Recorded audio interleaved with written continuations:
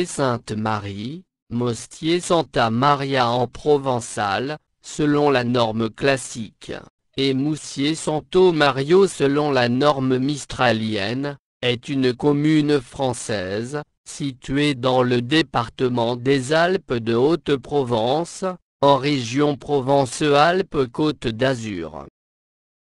Blotti contre un escarpement rocheux, Moustier est souvent comparé à une crèche avec son étoile suspendue dans le vide.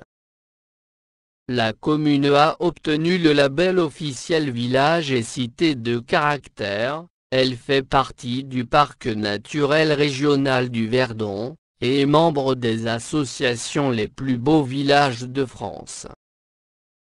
Moustier-Sainte-Marie et les communes voisines. Les communes limitrophes de Moustier-Sainte-Marie sont Saint-Jure, Magastres, La Palue-sur-Verdon, Aiguines et Les Salles-sur-Verdon. Dans le département du Var, Sainte-Croix-du-Verdon, Roumoul et Puy-Moisson.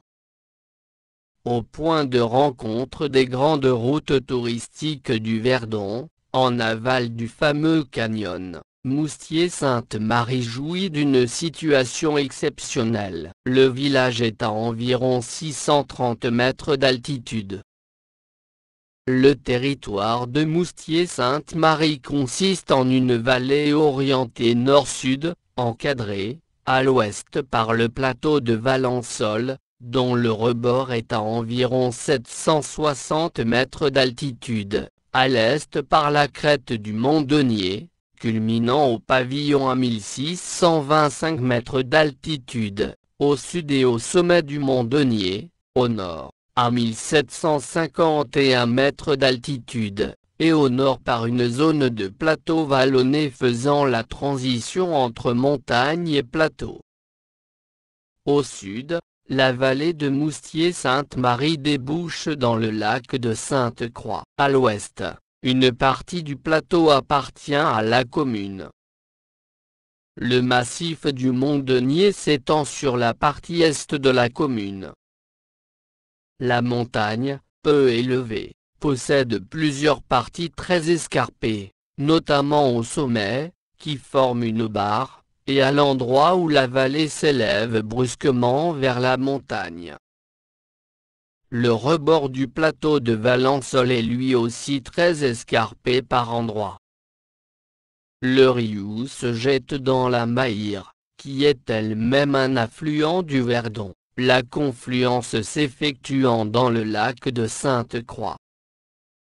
Le territoire communal est drainé par plusieurs torrents pérennes ou intermittents, qui forment des cascades parfois impressionnantes au franchissement des reliefs escarpés. La rivière le Colostre est également un affluent du Verdon.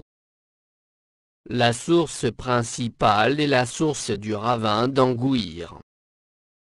Les eaux des torrents sont retenues par des barrages. Outre celui de Sainte-Croix, on en compte plusieurs autres de taille plus ou moins étendue, comme celui sur le torrent de Valonges, ou le petit lac sur la Maïre. La commune est desservie par la route départementale RD 952, ancienne route nationale 552, de direction générale est-ouest, qui relie Castellane-Agréoux-les-Bains en empruntant la vallée du Verdon et le plateau de Valençol. Vers le sud, la RD 957, ancienne route nationale 557, relie Moustier à Aiguines. Elle sort de la commune en empruntant le pont du Galetas.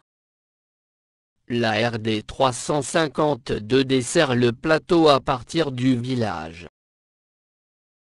Aucune des 198 communes du département n'est en zone de risque sismique nul. Le canton de Moustier-Sainte-Marie est en zone AB, sismicité faible, selon la classification déterministe de 1991. Basé sur les séismes historiques, et en zone 3, risque modéré, selon la classification probabiliste EC8, de 2011. La commune de Moustier-Sainte-Marie est également exposée à 3 autres risques naturels, les feux de forêt, les inondations, les mouvements de terrain.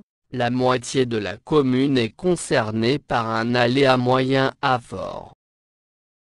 La commune est de plus exposée à 2 risques d'origine technologique. Celui de transport de matières dangereuses. La départementale RD 952 peut être empruntée par les transports routiers de marchandises dangereuses, et celui de rupture de barrage. Moustier-Sainte-Marie fait partie de la zone d'inondation spécifique en cas de rupture du barrage de Castillon.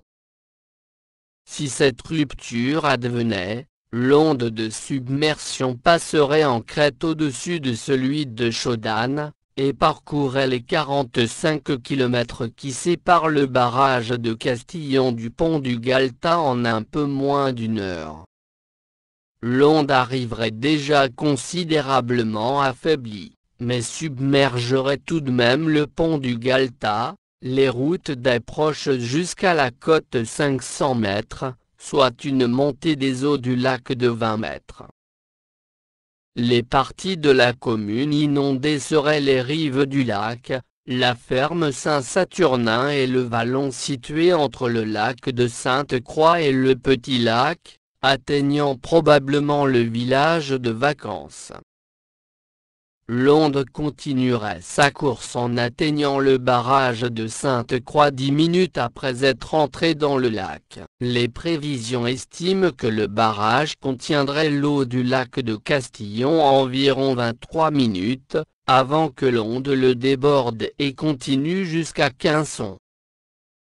Le plan de prévention des risques naturels prévisibles de la commune a été approuvé en 2008, pour les risques de feux de forêt, d'inondation, de mouvements de terrain et de séisme. Le dossier d'information communale sur les risques majeurs, le DICRIM, n'existe pas.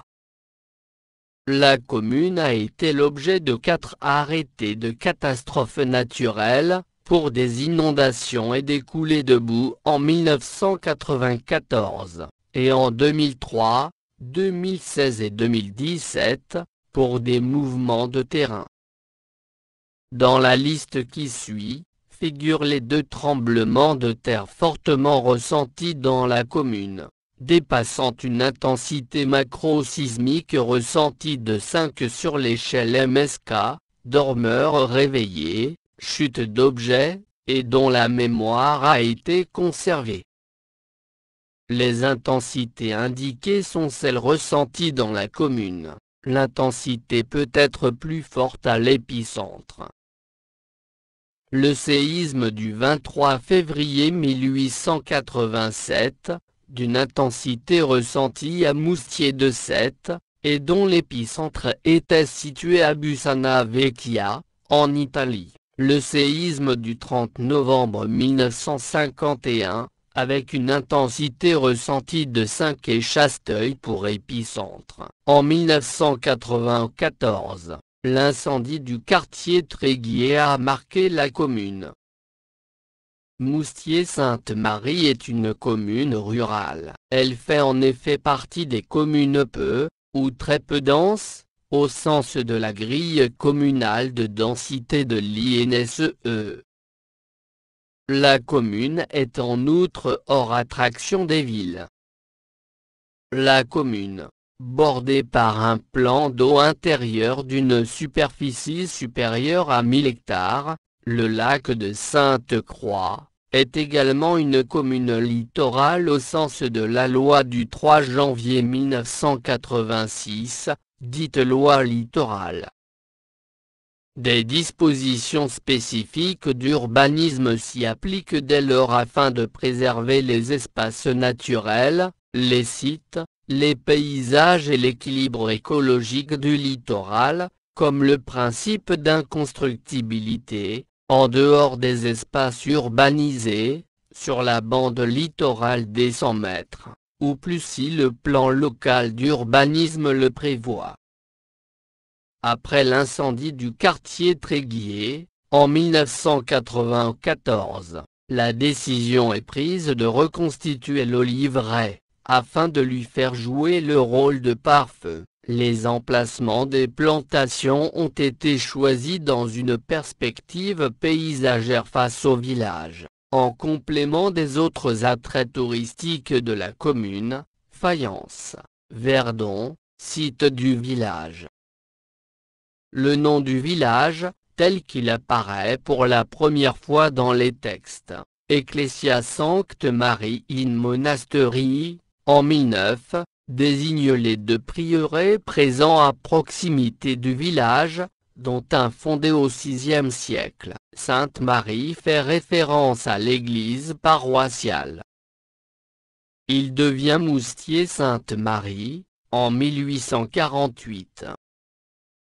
Le lieu-dit de l'Erthe, au sud-ouest du village, est cité en 909, il correspond à la villa, domaine, d'Arda, donnée avec l'église Saint-Jean en sponsalitium, c'est-à-dire les biens donnés à l'épousé de Fouquier de Valençol.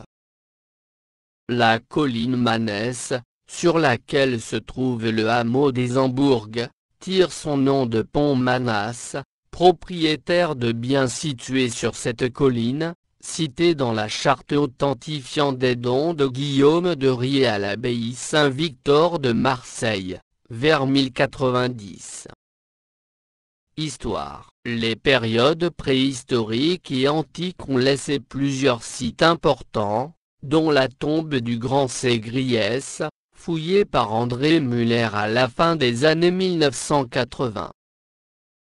Un habitat se trouvait sur le dôme de la plaine de Quinçon au deuxième âge du fer. De la période de présence romaine datent de nombreux vestiges. Plusieurs sites indiquent une occupation humaine de cette époque.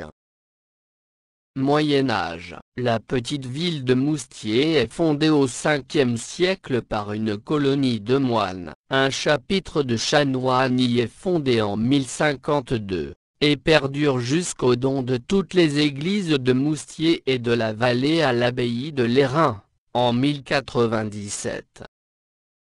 Le monastère se partageait les droits seigneuriaux avec l'abbaye de Lérins au XIe et XIIe siècle, avant que le bourg rejoigne le domaine des comtes de Provence.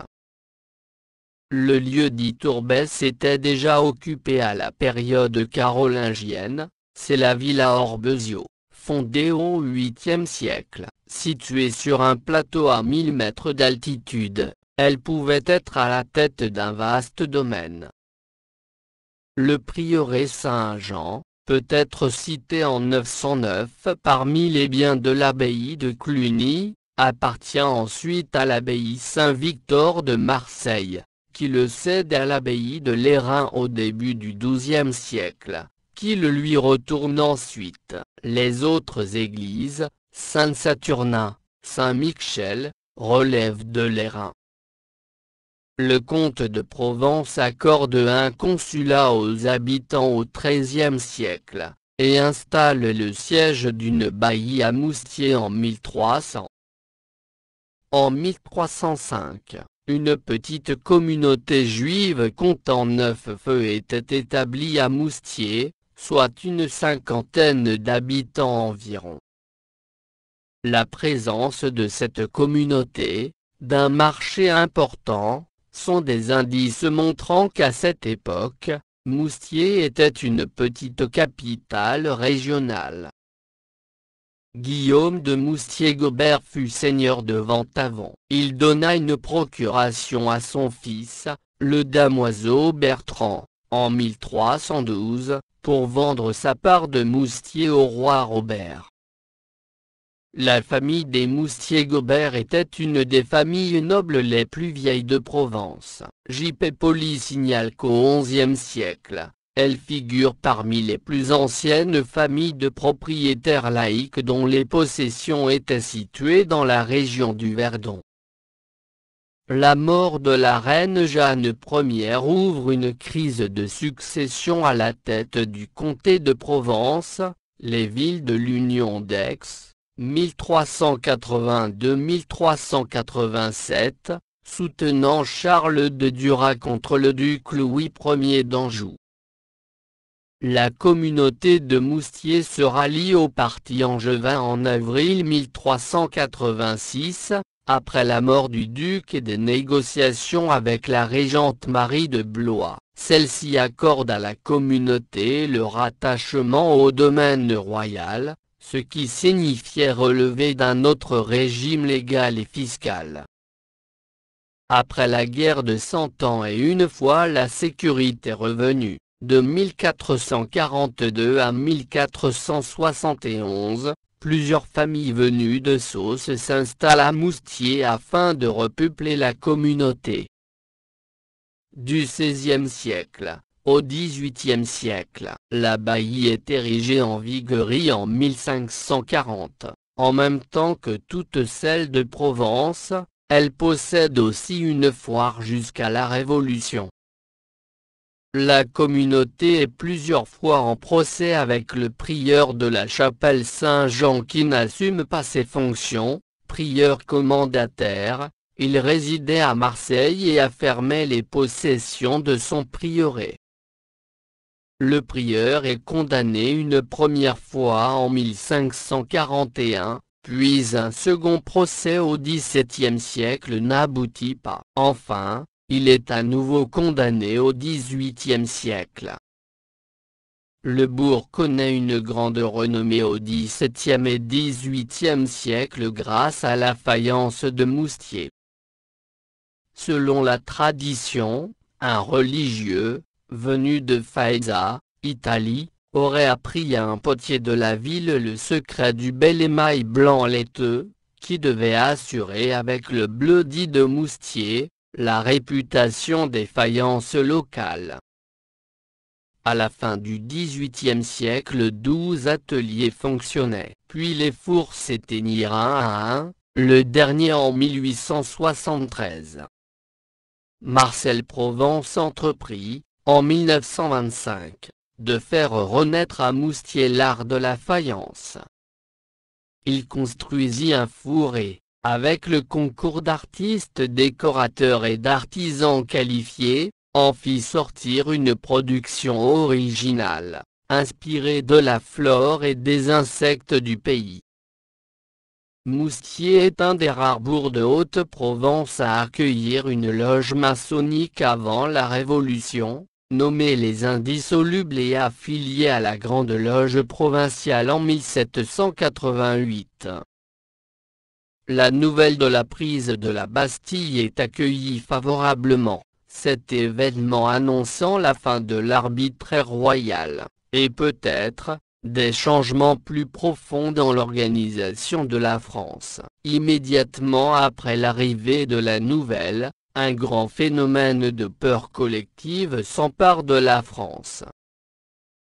Des rumeurs de troupes de plusieurs milliers d'hommes en armes, soldés par les aristocrates et dévastant tout sur leur passage, se propagent à grande vitesse et provoquent la panique. On sonne le tocsin, on s'arme, on envoie des messages aux villages voisins pour se renseigner, ce qui propage la peur. Les solidarités se créent ainsi, les milices formées à cette occasion constituent la base des bataillons de la garde nationale.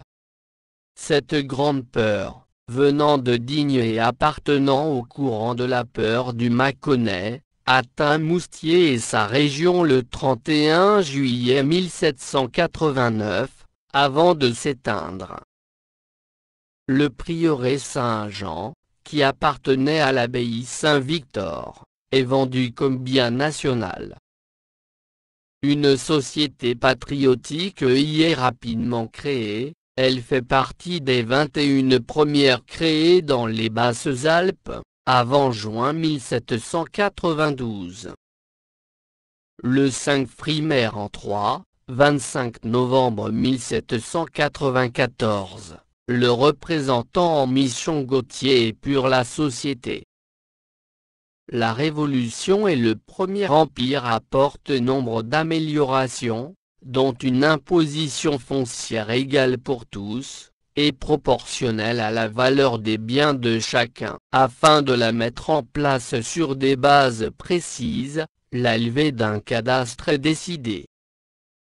La loi de finances du 15 septembre 1807 précise ses modalités, mais sa réalisation est longue à mettre en œuvre. Les fonctionnaires du cadastre traitant les communes par groupes géographiques successifs.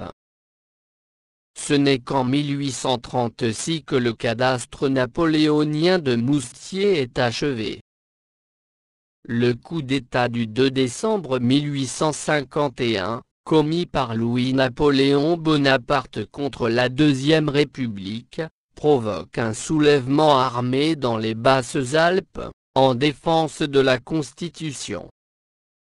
Après l'échec de l'insurrection, une sévère répression poursuit ceux qui se sont levés pour défendre la République.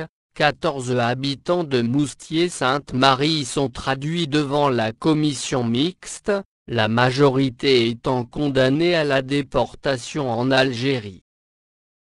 Jusqu'au milieu du XXe siècle, la vigne était cultivée à Moustiers-Sainte-Marie. Plusieurs dizaines d'hectares produisaient un vin destiné à l'autoconsommation et à la vente sur les marchés locaux. Cette culture a été ensuite abandonnée.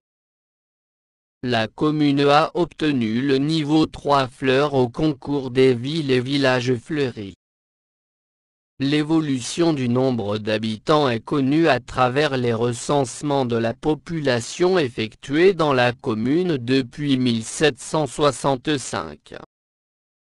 Pour les communes de moins de 10 000 habitants, une enquête de recensement portant sur toute la population est réalisée tous les 5 ans, les populations légales des années intermédiaires étant quant à elles estimées par interpolation, ou extrapolation. Pour la commune, le premier recensement exhaustif entrant dans le cadre du nouveau dispositif a été réalisé en 2007. En 2020, la commune comptait 718 habitants, en augmentation de 4,66% par rapport à 2014. Alpes de Haute-Provence, plus 2,39%. France hors Mayotte, plus 1,90%.